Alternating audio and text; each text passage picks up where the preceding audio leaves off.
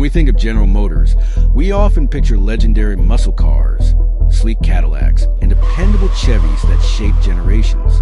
But GM also has a darker side, a garage full of oddball experiments, poorly timed ideas, and mechanical misfires that left customers scratching their heads.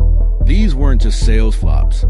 They were embarrassing failures that the company would probably rather forget.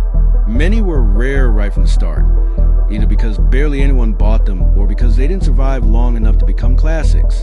From exploding engines to futuristic vans that look like vacuum cleaners, here are 10 of the rarest GM cars that turn into unforgettable disasters. Number 10. In the early 80s, Cadillac was desperate to modernize its image and meet increasingly strict fuel economy standards.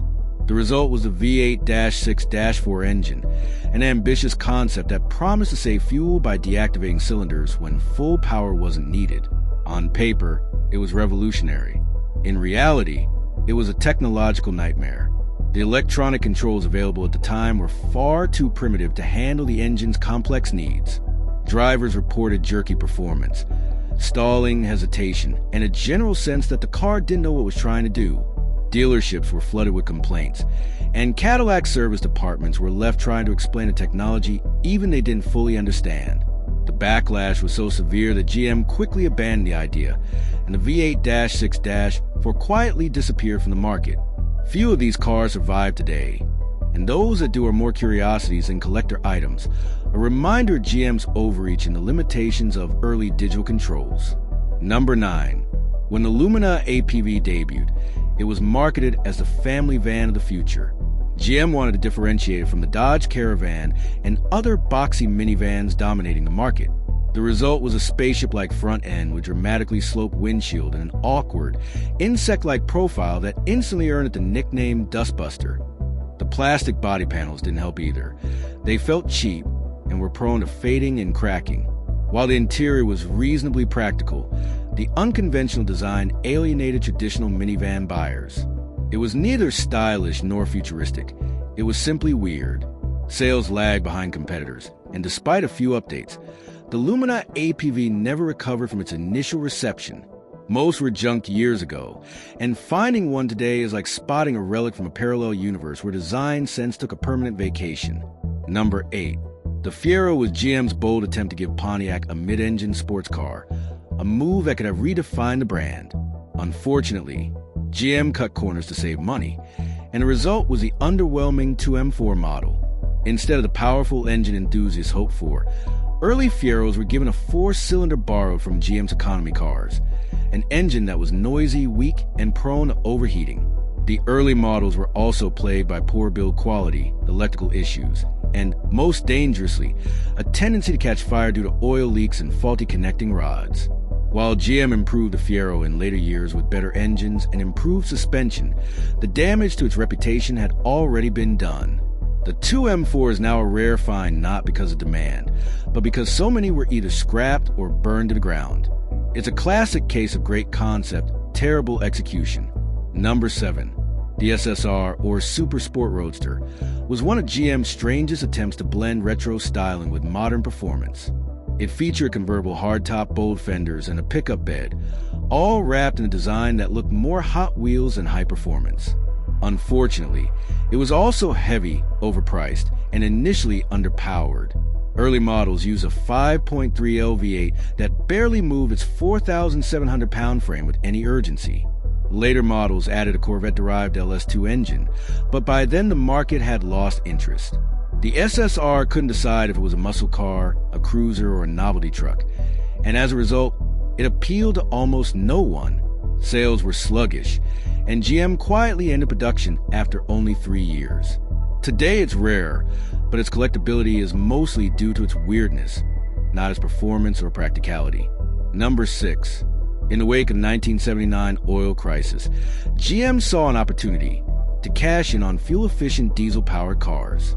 But instead of designing a proper diesel engine from the ground up, Oldsmobile modified a gasoline engine for diesel use, a catastrophic decision.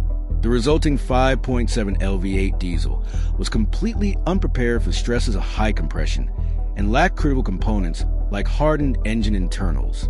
The results were disastrous. Blown head gaskets, cracked blocks, fuel injector failures, and severe reliability issues became common complaints. Adding insult to injury, GM used the same engine across multiple brands, spreading the nightmare to other divisions. Lawsuits and buybacks followed, and GM's reputation for diesel technology never recovered. The Diesel 88 is rare today because most of them died young and unpleasant deaths. Survivors are museum pieces for the mechanically curious. Number 5.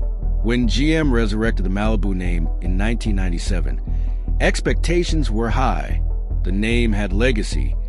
People remember the Malibu of the 60s and 70s with fondness. But the new model was nothing like its ancestors. Bland, plasticky, and uninspired, the 1997 Malibu was GM's attempt to compete with the Toyota Camry and Honda Accord, but it never came close. The 3.1 LV6 engine was underwhelming. The build quality was shaky at best, and reliability was a constant question mark. Interior materials felt cheap, and the driving experience was forgettable. It blended into parking lots so well that even owners had trouble finding theirs. The car sold decently at launch due to aggressive fleet sales and low pricing, but enthusiasm was non-existent. Today, early examples of the revived Malibu are rare. Not because collectors love them, but because most ended up as scrap long before anyone missed them. Number 4. The Cadillac Alante was a glamorous idea gone terribly wrong. GM wanted to compete with high-end European brands like Mercedes-Benz and BMW, so they enlisted Italian design house Pininfarina to create the body. These bodies were assembled in Italy and then flown on specially modified Boeing 747s to Detroit for final assembly. It was a logistical marvel and a financial disaster. The Alante was front-wheel drive, underpowered compared to its rivals, and suffered from early electronics issues. The overall execution never lived up to the luxury image Cadillac was trying to project. It had all the style of a $50,000 coupe, but none of the substance. Sales were weak year after year, and the cost of production was so high that GM likely lost money on every unit sold. It's rare today, but mostly as an example of corporate excess and impractical ambition. Number 3. In terms of raw speed, the GMC Cyclone was a monster. A turbocharged 4.3 V6 and all-wheel drive allowed it to sprint from 0 to 60 in under 5 seconds, beating Ferraris of its day. But speed alone wasn't enough to make it a commercial success. It was a pickup that couldn't tow much, haul much, or do much of what truck buyers actually wanted. Priced high and marketed poorly, the Cyclone confused buyers and never found its audience. Only 2,995 units were made in 1991, and the model was killed off after just 1 year. Today, it's revered among performance truck enthusiasts, but at the time, it was seen as a costly misstep. Too fast for its own good and too impractical for the market it was meant to serve. Number 2, possibly the most ridiculed vehicle GM has ever built. The Aztek was a bizarre crossover that looked like it was designed by 3 different teams who never talked to each other. The styling was angular, awkward, and inconsistent, from its strange rear cladding to the multi-level front fascia that seemed to melt in the sun. GM tried to market it as an adventure vehicle, complete with a camping package and pop-up tent, but buyers couldn't get past how ugly it looked. It became a meme before memes were a thing. Despite some innovative features and decent functionality, sales were dismal. Only after its inclusion in Breaking Bad did it gain a cult following, but by then it was far too late. Rare today mostly because few survived the public's disdain. Number 1. The Citation was supposed to be a game-changer, GM's first front-wheel drive compact car, aimed at fighting the rising tide of Japanese imports. Instead, it became a cautionary tale. Poor quality control led to frequent breakdowns, rust issues, and recalls. The Citation became infamous for torque steer, brake problems, and suspensions that wore out prematurely.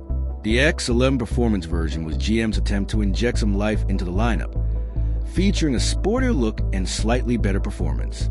But it couldn't overcome the negative reputation that had already solidified. The car was mocked mercilessly by critics and consumers alike, earning nicknames like Shitation. It was discontinued in 1985 and quickly vanished from the roads. Today, the Citation X, 11 is one of the rarest GM cars not because collectors prize it, but because it was so bad, nobody wanted to keep it.